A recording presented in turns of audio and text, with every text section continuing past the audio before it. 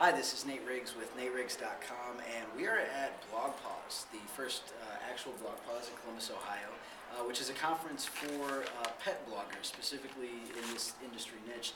And I'm very pleased to be joined by Natalie Malaszenko, who's the Director of Social Media and Commerce for Petco. So thanks very much for taking a few minutes with me. You just got off stage, Yes. and it was a really great presentation. Thank you. Your background is at Dell, and then you switched to Petco, and Yes. you've been leading social media in both these organizations. So what made you want to switch? Well, I think that's a really good question. I wasn't anticipating switching. I loved working for Dell, and I think from a social media perspective, every day was a new challenge and a new opportunity. I really just got a call from Petco, and they told me a little bit about it, and I've always been an animal lover. I've had horses and cows and a stray emu who did bite. He was a little bit nasty. But being an animal lover, I thought, what an incredible opportunity to do social media for a company that has a passion and a heartbeat about something that's more important than us. You know, you think about all the animals that need homes and just all of the animal rights out there. It just felt like the right thing to do. Very cool. And I can tell you're passionate about it, which is interesting because in your presentation you talked about this idea of one of us and blogging. Yes. As a corporate blogger, what are some of the ways that you find that you can stay connected to your audience with that idea of being one of us?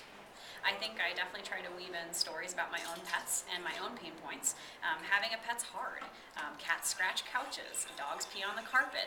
So definitely sharing those stories. It's like having children. It's not always roses and sunshine. Yeah.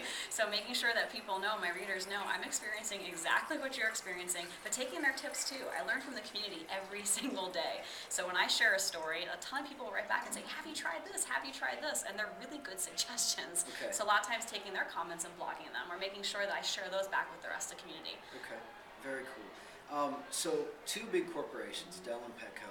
What's the biggest challenge that you've had in terms of getting that high-level buy-in to move forward with making the case for social media? I've been really fortunate. Okay. I think at Dell, a lot of it was about reducing calls, but also creating a really great brand for Dell. Michael Dell himself is really very supportive of social media, Yeah. so we were really lucky at Dell. Petco the same way. Jim Myers, our CEO, is very excited about social. And right at the same time when we were getting ready to say, hey, we need to take this more seriously, he was going to conferences with a lot of his friends who are CEOs saying, we're getting into it. So I think the timing was just right. Yeah. We really just lucked out. Okay, Yeah, very cool. yeah. One of the things that you said that I thought was brilliant in your presentation was if you have a CEO, make sure they have a flip cam on them. Yes. Can you expand on that? Sure. We haven't equipped our CEO yet with a flip Okay. cam. I do want to throw that out there.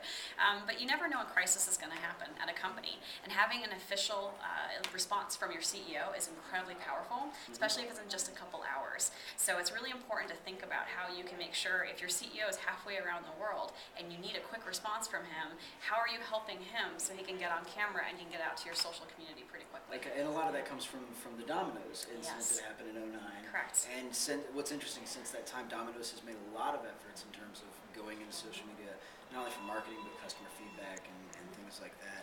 Crisis management strategy is one of the things I think a lot of companies say, well, we'll figure it out later, and then they wait for a crisis to happen to figure it out. So it's better, I think, as you establish your social program, the same way you establish an associate engagement policy for your employees, to think about what your crisis management policy would be. Okay. Almost like you're in the military. You need to think about what's going to happen if we get attacked. See, I think that's really interesting because it seems like a lot of people think in terms of social media as marketing only, and yet there's so many other applications in crisis management, customer feedback is all of these. With that, at Dell, one of the things you said was one of the goals was reducing the amount of volume of calls to the call center. Correct. So at Petco, obviously, you have a different set of goals. How did you go about developing and prioritizing that list of goals? I think that's a great question. I think it has to do a little bit with how the company is looking to use social or what value social can provide back to the company. And same thing at Dell. So for me, in my previous role, owning email marketing and some of the site marketing, really looked at how can social help us make decisions on our marketing campaigns. So that to me was a goal. So even though there's the success of a campaign itself, social is actually powering behind it, whether it's the idea or it's helping to create the buzz for something that we're doing. It really just depends on where you are within the company and what goals you're trying to accomplish as a company. So one of the other things I thought was interesting that you mentioned, you have a new store out there now, Unleashed, and this is the first attempt at taking a Facebook page and giving the local store control. Correct. So that's a very decentralized approach. How's that test going, and how are you approaching, kind of changing the strategy there? It's a great question. I think that the test is going very well. Mark, who actually leads the Facebook page from the store, does little videos about himself and he posts it to Facebook, and apparently people walk in the store and they say, oh my gosh, it's Mark. He's Okay. become a celebrity. So it's really been powerful in helping him create community, and a sense of community where Unleashed is located. In terms of the future, we're still learning. Not quite sure where it's going to head, but we're continuing to learn as we go, and we'll see how the customers enjoy it. Okay. So with that, one of the big buzzwords then is this idea of a social media policy. Putting something in place so people at least have a set of guidelines. What you stated in the presentation, which I thought was great as well, is that training is really, really more important. With that type of a decentralized approach, or with your overall corporate strategy, how do you approach training in social media, really getting the associates on board with not only what the policy is, but how to execute? I think it's like having children. Not that your associates are children, but you have to explain why. Okay. I think when you're in social media, it's easy to assume that everyone knows the language you're talking about and knows why it's important and why you want to do or not do certain things. So I think it's really about starting from scratch and saying, this is why it's important. This is why what you're about to do is going to impact or not impact us.